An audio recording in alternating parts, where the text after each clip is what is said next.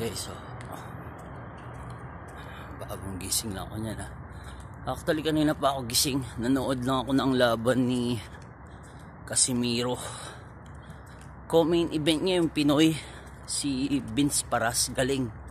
Yun lang, natalo siya. Pero ang ganda ng laban niya. Kung sa ibang bansa ginanap yun, baka panalo siya. Pero okay lang. Sportsmanship naman yung number one sa ating mga Pinoy. Anyway, yun, congrats Cuadro Alas. Nakakaano siya, nakaka-amaze kasi hindi na daw siya kumain. After 5 hours na lang, weigh in na agad ulit. Lampas kasi siya ng 1 kilo, pero tutuusin, pwede naman i-consider yun maliit na bagay. Anyway, nag-demand yung sa kabilang kampo kay Sanchez, nakalaban niya. Medyo bibigat yung gloves, pwedeng mangyari yon at magaan yung kay Cuadro Alas, kay Casimiro. Tapos hindi na siya kakain, kailangan 128 lang. Mahirap pa rin abutin yun, na usually naman daw at normally na nangyayari kay Cuadro Alas kada may fight siya.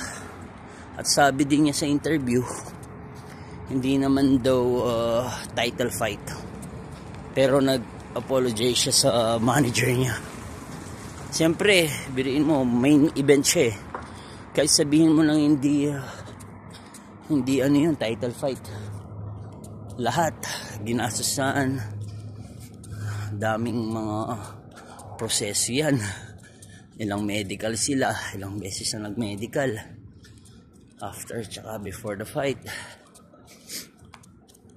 Ang daming perang ginugol dyan, pero successful naman yung fight niya at sulit, nanalo siya sa kabila ng overweight siya at hindi na siya kumain, 1 beses lang. Hindi siya kumain para maabot niya lang 128 guys. At galing, nakaka-proud to be Filipino tayo guys. Ganda niya, bagong gawa. Bahay. Sarap maglakad-lakad minsan din guys. Marirefresh ka sa labas. Tignan mo yung bahay mga bahay dito, lalaki. At nakaka-amaze din. Kasi nga, tignan mo, wala masyadong dumadaan, tahimik. Kaya medyo aware ka siyempre sa paligid mo.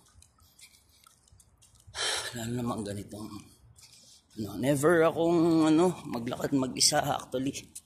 Madalas may kasama ako na tiyempo lang ngayon na may kailangan akong i-follow up kung legit ba to yung in-order ko online. Nagbayad tayo by card at nadidak ako. At sayang naman yan. Sana nga ngayon kung sinabi nilang legit, maghihintay na lang din naman ulit ako kung kailan nila i-deliver kasi may transaction code naman siya at kompleto naman yung details. Sana nga, kasi sa mga comment after 3 days, after 1 day na-deliver na. Hopefully by tomorrow or until today may deliver na yun. Makareceive ako ng call doon sa mismong location ko. At sana nga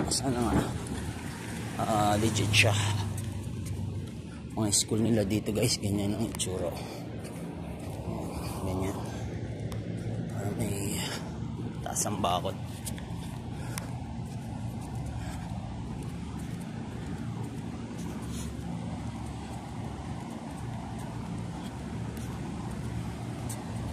Dadaanan natin yung school. Bandang north to kung sa namin, sa Bila. Doon sa kabila doon, south. So, opposite side yung usually nilalakaran ko pag pupunta ako ng supermarket. Pero may supermarket dito yan dyan, sa likod. Sa harap niya, ang Tamimi Supermarket. Sa kabila naman doon,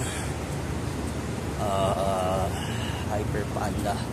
Doon naman sa kabila naman bandang west or west ata. Lulu. Mas malaki naman yan. Tingnan yung gaano. Ayan yung school nila guys. Laki, no? Kinder ata na school yan or preparatory, parang hanggang sa bata.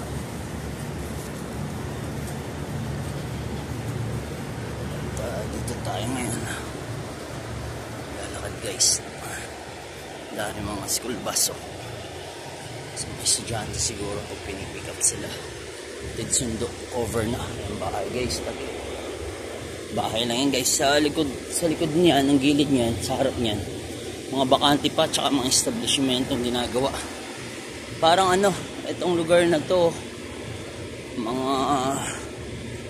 mga bahay na tirahan, mga apartment, mga ganun. Pero yung apartment nila, grabe kalaki guys. Malulula kayo sa lagi. Parang mga ano na, White House na sa atin. Hindi ko sa sobrang uwi, pero totoo.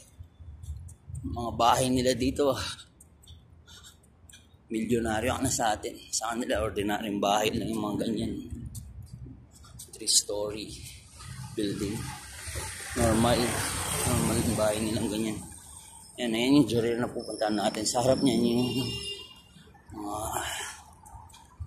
gadgets na mga branded dito sa supermarket. Ganda ng combination, no? Mga gadget. Ang dami kang mapapasyalan dito kung day off mo. Di ka naman mainip. Excuse guys. Basta ingat lang, lalo na kung mag-isa ka maglalakad. Yan, dyan highway na yan.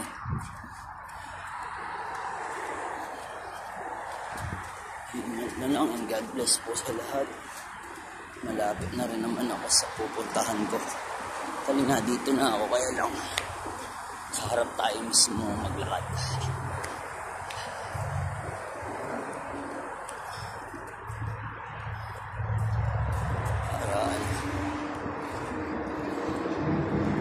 Fast fit, parang mga gym to, gym ano.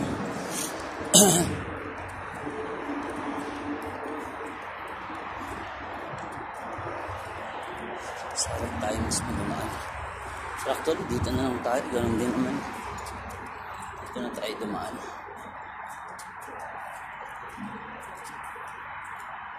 Kapan din naman ito. Fast fit pa. Parang yung ano, ang tawag dyan. Fitness din siya, pero ibang way ng pag-fitness niya. Ang pupuntahan natin guys. Career. Dito na tayo. Dito tayo sa taas niya. First floor pa lang ito.